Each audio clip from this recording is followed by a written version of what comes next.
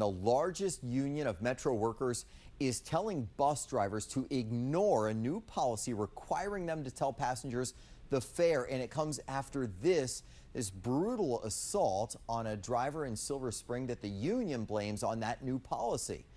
Thanks for joining us here as we continue our coverage on this issue. I'm Scott Thuman. And I'm Megan Clark in for Michelle. Now our Tom Rousey is joining us live at the Silver Spring Transit Center. Tom, what are both the union and Metro saying? We're going to hear responses from both Megan and Scott. You know, it was back on May 12th that Metro began a policy in which drivers were supposed to start quoting the $2.25 fare to anyone who got on the bus. At the time this was started, the union opposed it, and they say a recent assault in Silver Spring really shows why. So what I'm asking the operator, if you get on the bus right now, not to quote the fare. The ATU Local 689 union is passing out these flyers to members telling them it's too dangerous to follow a new Metro policy requiring them to quote the fare. This comes after a brutal assault August 1st in Silver Spring. Metro said the assault happened after the bus operator asked the suspect to stand behind the line and also had told him he couldn't have an open container of alcohol.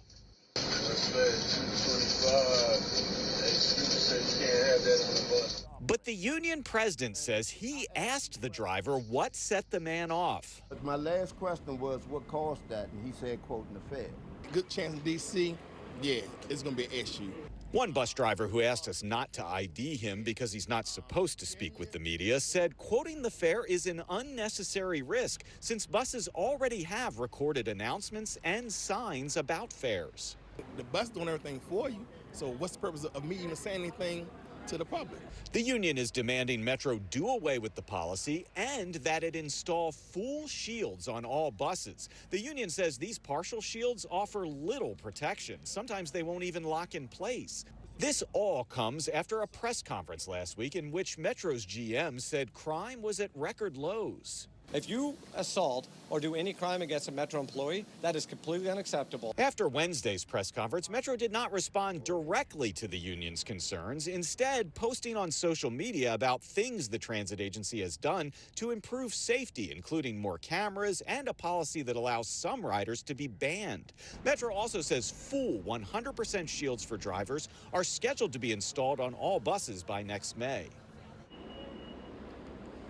And so again, that $2.25 fare you see on the machine right there, the union telling bus drivers not to quote it in defiance of this Metro policy. Now, one of the things that led to the policy is Metro has had a huge problem with fare evasion on buses. In fact, at one point it was as high as around 70% of riders that were not paying. They say recent efforts have gotten that down to around 60%, but still you're talking more than half of people are not paying for one reason or another. Megan and Scott.